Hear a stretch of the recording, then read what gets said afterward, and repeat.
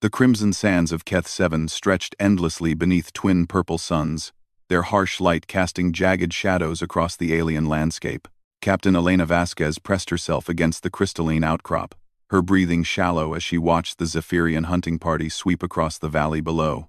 Their sleek, predatory forms moved with deadly grace, their silver carapaces gleaming like liquid metal in the dying light. She counted 12 of them, 12 of the galaxy's most feared apex predators, each one standing nearly 8 feet tall with razor-sharp claws that could slice through titanium like paper. The Zephyrians had been hunting humans for sport across the Outer Rim colonies for months now, and Elena had the misfortune of being their latest prey. Her ship, the Aurora's Edge, lay in smoking ruins 3 kilometers behind her. The Zephyrian vessel had caught her completely off guard while she was running a routine supply mission to the mining colony on Keth 7. The bastards had used some kind of electromagnetic pulse weapon that fried her engines and sent her crashing into the desert. By some miracle, she'd survived the impact, but her crew hadn't been so lucky. Now she was alone, stranded on this god-forsaken rock, with nothing but her sidearm, a half-empty water canister, and her wits. The hunting party had been tracking her for hours, playing with her like a cat toys with a mouse. They could have killed her a dozen times over, but that wasn't their way. The Zephyrians believed that prey was only worth taking if it provided a proper challenge. If it ran and fought and struggled until the very end. Elena wiped the sweat from her brow and checked her weapons charge. 12 shots left. Against 12 Zephyrians. The math wasn't in her favor. But she'd faced worse odds before. During the Centauri uprising, she'd held off an entire battalion of separatist forces with nothing but a broken rifle and sheer determination. Of course, those had been humans. These were something else entirely. A low, chittering sound echoed across the rocks, the Zephyrian equivalent of laughter. They knew where she was. They were just taking their time, savoring the hunt. Elena could see their leader now, a massive specimen with intricate scarring across his chitinous plates. According to the intelligence reports she'd read, those scars were marks of honor, each one representing a successful hunt. This one had more scars than she could count. The creature's voice carried easily across the distance, speaking in accented but perfect Terran standard. Human female. Why do you delay the inevitable? Your kind is known for their creativity in desperate situations. Surely you can provide us with better sport than this cowering behind rocks? Elena's jaw clenched. The arrogant bastard was taunting her, trying to provoke her into making a mistake. She'd heard stories about Zephyrian hunts. They liked their prey to run, to panic, to make wild, desperate attempts at escape. It made the kill more satisfying for them. But Elena Vasquez had never been one to give her enemies what they wanted. She closed her eyes and centered herself, drawing on the meditation techniques she'd learned during her special forces training. Fear was just another enemy to be defeated, and panic was a luxury she couldn't afford. When she opened her eyes again, her mind was crystal clear. The Zephyrian hunting party had spread out, forming a wide semicircle that was slowly closing in on her position. They moved with the coordinated precision of pack hunters, each one covering the other's blind spots. Their leader continued his psychological warfare, his voice dripping with predatory anticipation. Come now, human. Show us why your species thinks it deserves to walk among the stars. Run for us. Fight for us. Give us a hunt worthy of song. Elena checked her equipment one more time. Her combat knife was still secure in its sheath. Her emergency beacon was dead, fried in the crash along with everything else electronic. Her water supply would last maybe another day. But that was academic now. She wasn't going to live that long unless she did something spectacular. The lead Zephyrian was close enough now that she could see the individual facets of his compound eyes, each one tracking her movements with inhuman precision. His mandibles clicked together in what she assumed was amusement. I am Skrixtal, pack leader of the Crimson Claw hunting pack, he announced with ceremonial formality. 73 successful hunts across 12 systems. Your name will be remembered, human, when the hunting songs are sung on our homeworld. Elena stood up slowly, keeping her hands visible but ready. She stepped out from behind the crystalline outcrop, fully exposing herself to the hunting party. The Zephyrians tensed, ready to spring at the first sign of movement, but she remained perfectly still. "Elena Vasquez," she replied, her voice steady and clear. "Captain, Terran Colonial Defense Force, serial number 7749 Delta Omega." Skrixtal's head tilted slightly, his antennae twitching with what might have been curiosity. "You give your name freely, Captain Elena Vasquez. This is unexpected." Most prey attempts to bargain or plead at this point. "I'm not most prey," Elena said simply. The pack leader's mandibles spread wider, revealing rows of needle-sharp teeth. "Indeed? Then perhaps you will provide the sport we seek. The hunt begins now. Human, you have a 30-second head start, as is traditional. I suggest you use it wisely." Elena looked around at the circle of predators surrounding her, each one poised to begin the chase. The smart move would be to run. Find high ground. Maybe a cave system where she could bottleneck them. Use her smaller size and human agility to her advantage. It's what they expected, what they wanted. Instead, she drew her sidearm and took aim at Skrixtal's center mass. "Why aren't you running, human?" he asked, his voice carrying a note of genuine confusion. Elena's finger found the trigger. Her next words would echo across the galaxy, transmitted by hidden recording devices, and eventually reach every human settlement in known space. They would become a rallying cry, a symbol of human defiance in the face of impossible odds. "Because," she said, her voice cutting through the alien silence like a blade, "humans don't run from bullies." Quote, the first shot took Skrixtal in what passed for his shoulder, spinning him around and sending ichor spraying across the crimson sand. The Zephyrian's roar of pain and rage shattered the desert quiet, and suddenly the hunt was on. But not the kind of hunt the Zephyrians had expected. Elena dove to her left as the pack converged on her position, their claws raking through the air where she'd been standing moments before. She rolled behind another crystalline formation and came up firing. Her shots carefully placed and devastatingly accurate.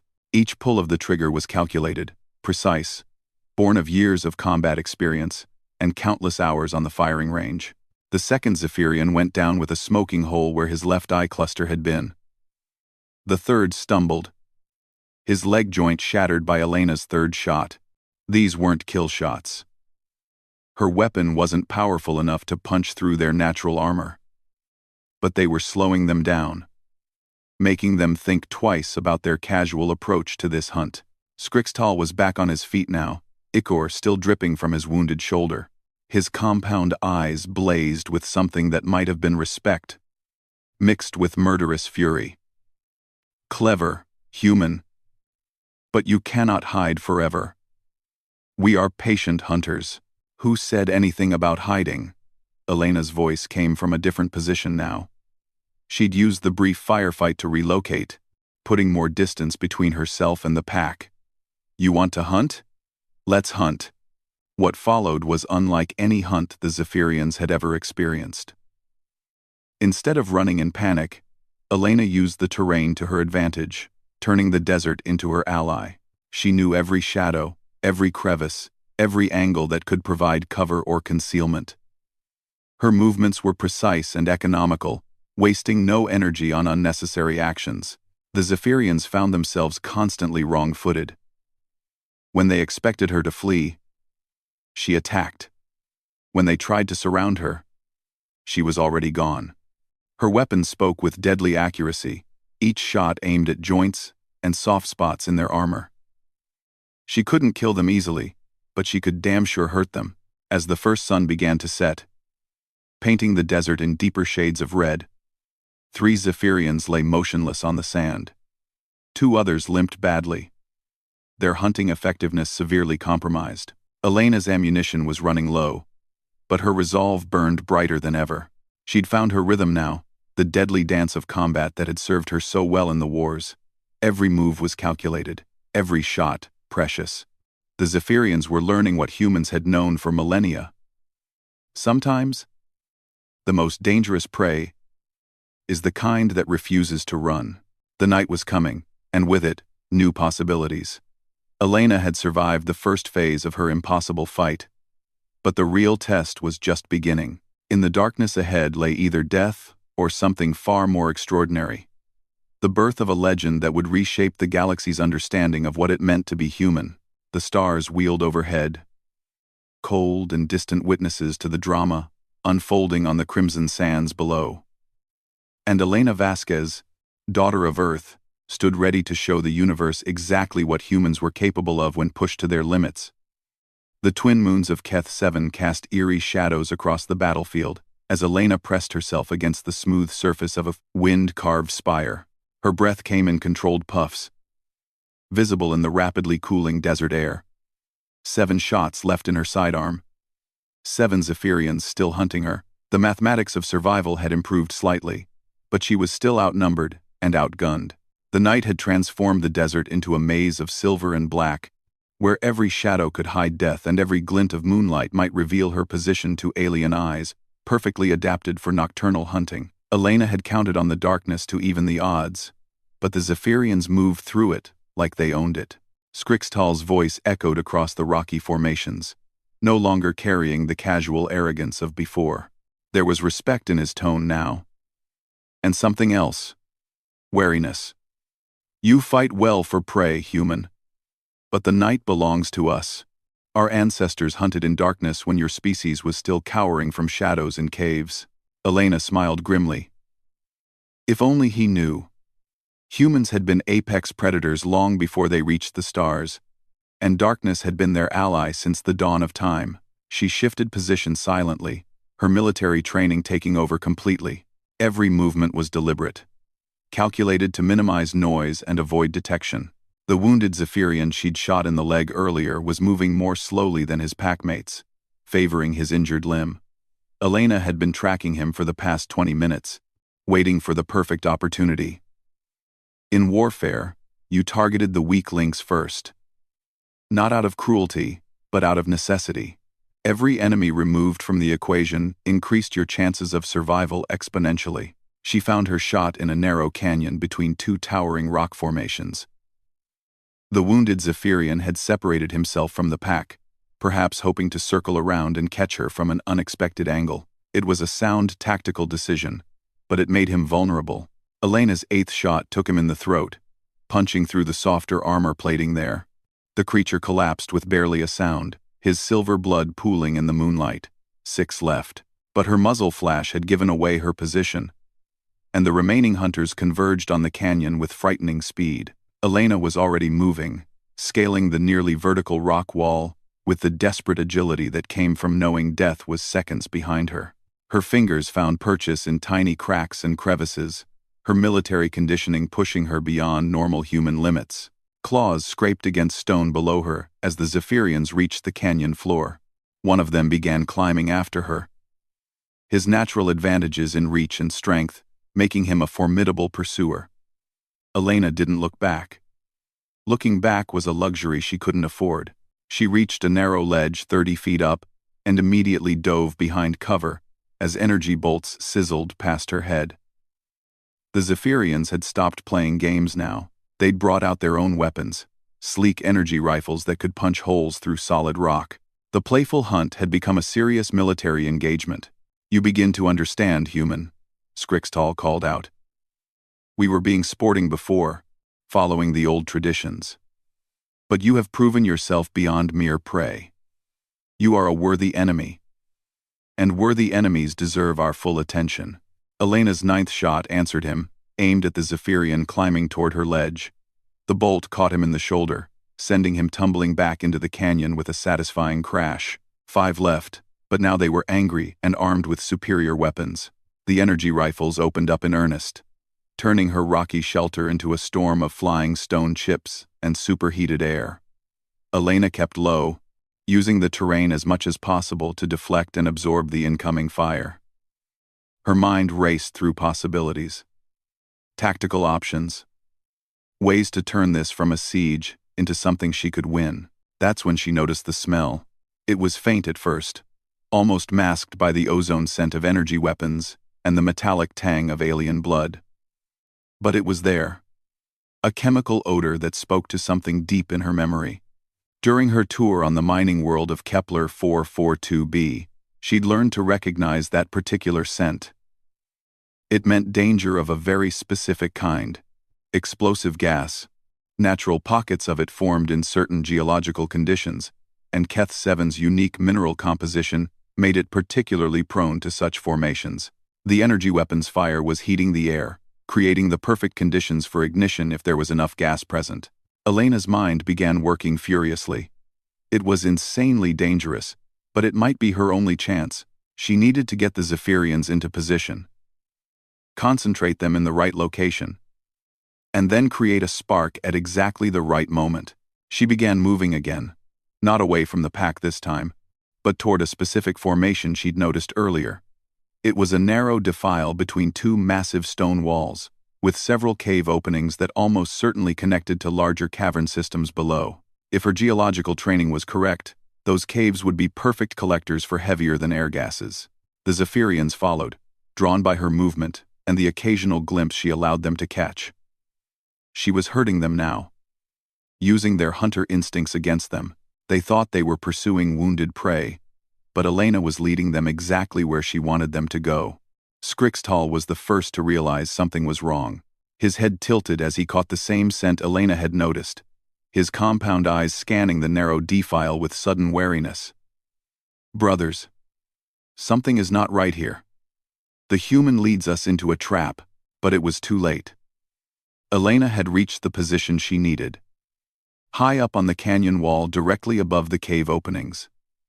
She could see all 5 remaining Zephyrians spread out below her in the narrow space, their weapons trained upward, but their attention divided between watching for her next move and trying to identify the source of their pack leader's concern.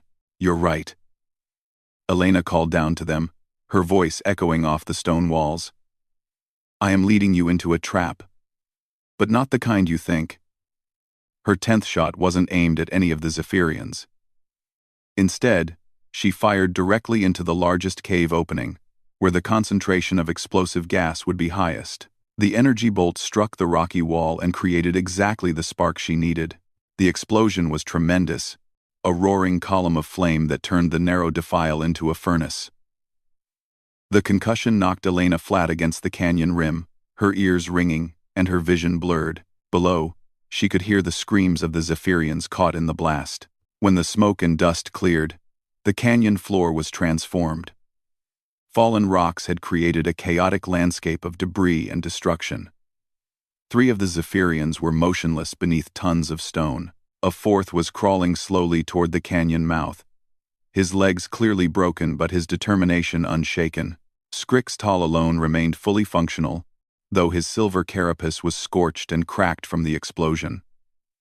He stood among the ruins of his pack, looking up at Elena with what she could only interpret as a mixture of rage and grudging admiration. "Clever," he said, his voice hoarse from inhaling superheated air. "Very clever indeed. You use our own aggression against us, turn our strength into weakness. This is why your species survives where others fail."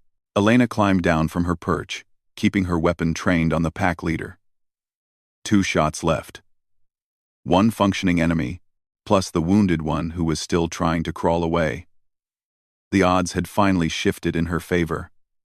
But she wasn't celebrating yet. Skrixtal was clearly the deadliest of his pack, and wounded Zephyrians were known to be even more dangerous than healthy ones. "Your pack is dead," Elena said simply. "You can call off this hunt and leave. I have no quarrel with your people beyond this moment." Skrixtal's mandibles clicked together in what might have been laughter. "You misunderstand the nature of what has occurred here, human. This was never merely a hunt.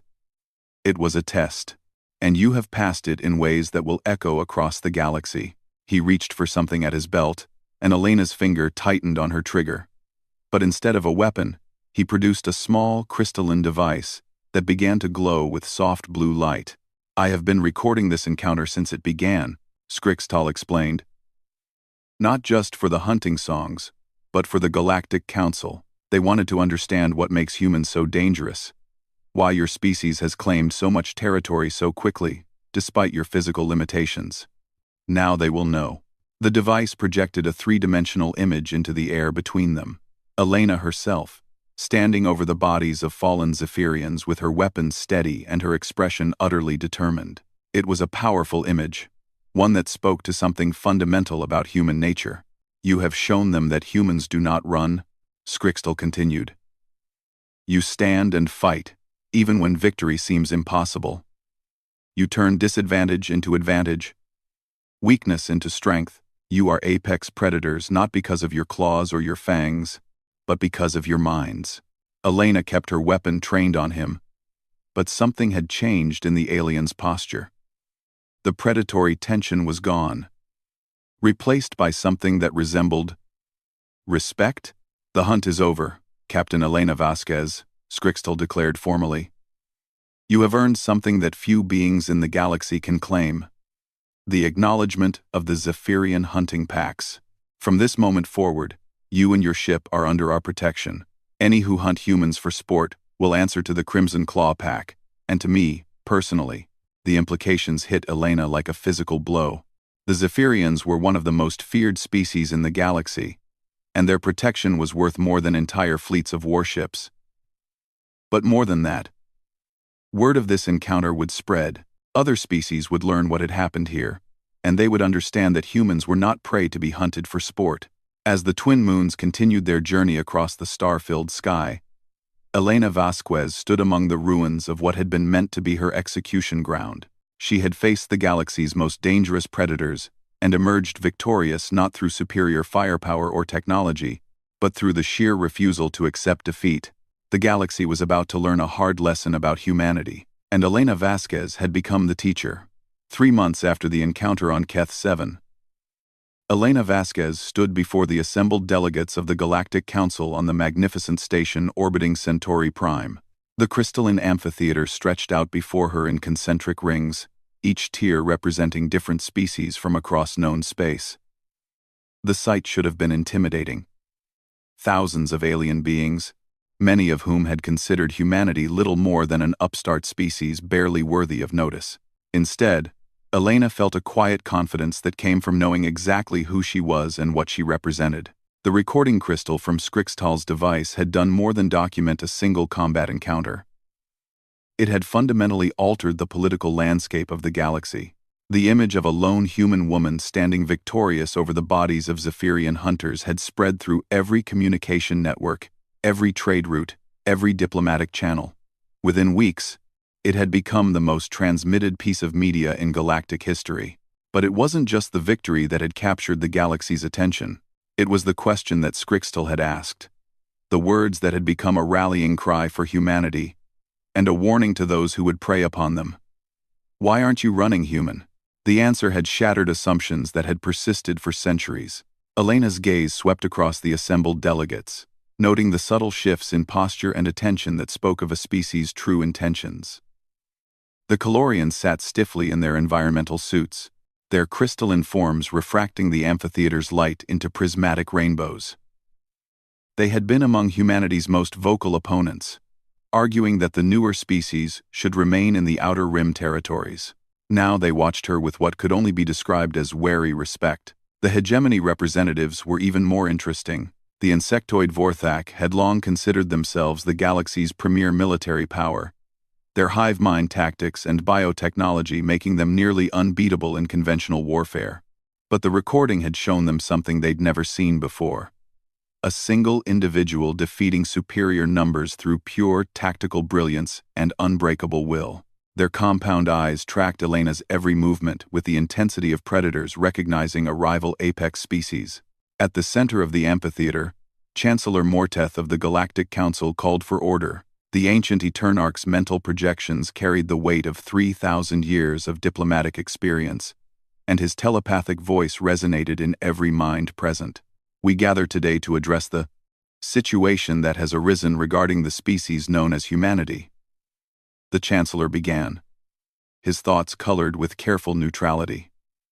"The recording provided by pack leader Scrixtal of the Zephyrian hunting clans has raised significant questions about our previous assessments of human capabilities and intentions." Elena stepped forward to the speaker's platform, her footsteps echoing in the vast space. She wore her dress uniform of the Terran Colonial Defense Force, every ribbon and insignia telling the story of humanity's struggles among the stars. But the most important story was written in her bearing, The straight spine, the steady gaze, the complete absence of deference that might have been expected from a representative of a lesser species. "Honored delegates," Elena began, her voice carrying easily through the amphitheater's acoustics. "I stand before you, not as a conqueror or a supplicant, but as a messenger. The message is simple. Humanity has arrived among the stars, not to be ruled or to rule, but to take our place as equals in the galactic community." A ripple of reaction ran through the assembled delegates. Some translated her words as arrogance, others as simple confidence. The distinction would prove crucial in the hours to come. Ambassador Veltar of the Calorian Collective rose from his seat, his crystalline form casting fractured light across the nearby sections. "Captain Vasquez, while your victory over the Zephyrian hunting pack was impressive, surely you cannot believe that a single combat encounter grants your species any special status. The galaxy is governed by law, by treaty, by the accumulated wisdom of civilizations far older than your own." Elena's smile was slight but unmistakable. "Ambassador Veltar, with respect, the galaxy is governed by strength. Treaties and laws are only as powerful as the will to enforce them. For too long, humanity has been seen as weak because we were new, because we lacked the technology and territorial holdings of older species. What happened on Keth 7 wasn't about technology or territory, it was about something far more fundamental." She activated the projection system with a gesture, and the now famous recording began to play above the amphitheater. Every delegate had seen it before, but watching it again in this context gave it new weight. The image of Elena facing down the Zephyrian pack filled the space, her words echoing with crystalline clarity. "Because humans don't run from bullies." This recording has traveled to every human colony, every ship, every outpost in our territory, Elena continued as the projection played. "But it's also reached beyond human space. I have reports from across the galaxy. Species that had been paying tribute to stronger neighbors have stopped their payments. Pirates who preyed on merchant vessels have found their targets fighting back with unexpected ferocity. The Corvan slave markets have seen 3 major uprisings in the past month alone." The hegemony delegate, Supreme Bioengineer Zethkri, spoke through his translator device. "Are you claiming responsibility for galactic unrest?" "Human? I'm claiming responsibility for nothing more than being human," Elena replied evenly. "What others choose to do with that example is their decision. But I will say this. The recording shows more than just a military encounter. It shows a choice. When faced with overwhelming odds, when survival seemed impossible, I chose to stand and fight rather than run and hide. That choice is available to every sentient being in this galaxy." Chancellor Morteth's mental presence grew more focused. "And what of the consequences of this choice? The established order has maintained peace for over a millennium. Your example threatens to destabilize relationships that have existed longer than your species has been spacefaring." Elena turned to face the Chancellor directly, meeting his ancient gaze without flinching. "Respectfully, Chancellor, a peace built on the fear of the weak is not peace at all. It's merely delayed conflict. The recording from Keth 7 has shown the galaxy something that was always true. That strength comes not from size or technology or age, but from the willingness to stand for what matters when it would be easier to surrender." She gestured to the still-playing recording, where her image stood over the fallen Zephyrians. "Every species in this chamber became spacefaring because they refused to accept limitations. They reached for the stars because something inside them said no to being bound by gravity and atmosphere and the safety of their homeworld. That same spirit, that refusal to accept impossible odds, is what makes humans dangerous to those who would oppress others." The Zephyrian delegation had remained silent throughout the proceedings, but now Skrixtal himself rose from his position. His scarred carapace gleamed under the amphitheater lights as he spoke in perfect galactic standard. "The human speaks truth," he declared, his voice carrying the authority of a master predator. "My people have hunted across the galaxy for generations. We have faced every species represented in this chamber, tested their will, measured their courage. Most run, Some fight briefly before yielding. A precious few stand their ground.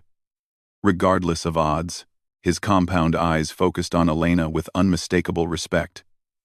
Humans do not run. They adapt. They improvise.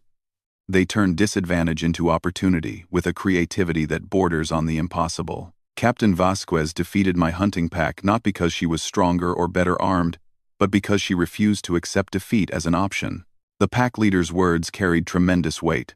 The Zephyrians were feared across the galaxy not just for their hunting prowess, but for their absolute honesty. They had no political agenda, no territorial ambitions beyond their traditional hunting grounds. When a Zephyrian spoke of another species' capabilities, that assessment was accepted as objective truth. Ambassador Veltar shifted uncomfortably in his crystalline form.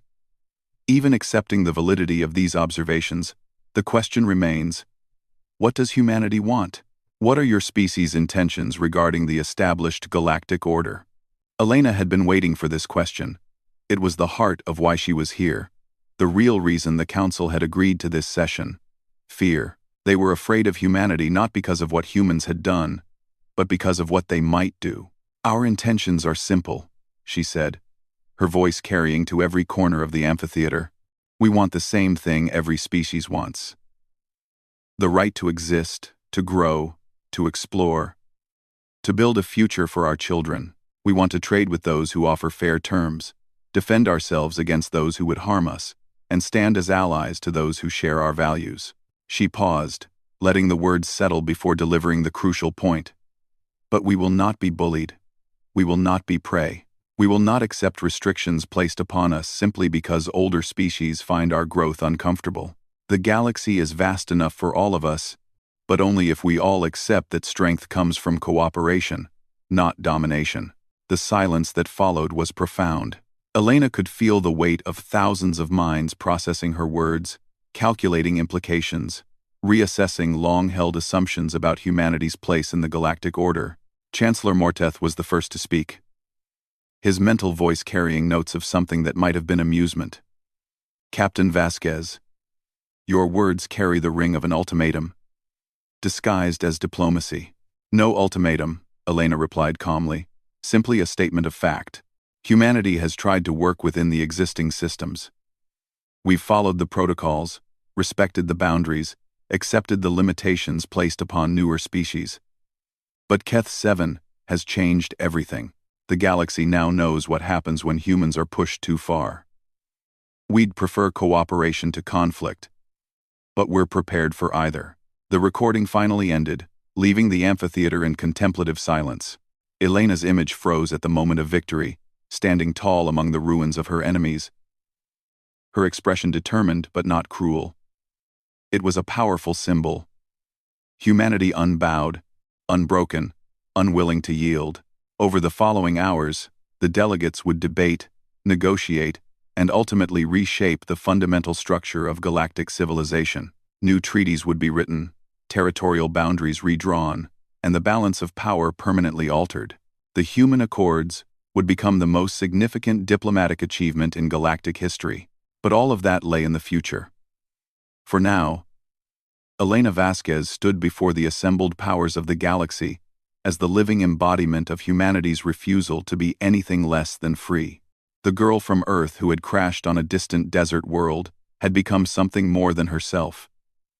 She had become proof that sometimes, when the impossible stands in your way, the only reasonable response is to stand your ground and fight. The stars had witnessed the birth of something new, humanity ascendant, not through conquest but through the simple, revolutionary act of refusing to run. And in the end, that had made all the difference.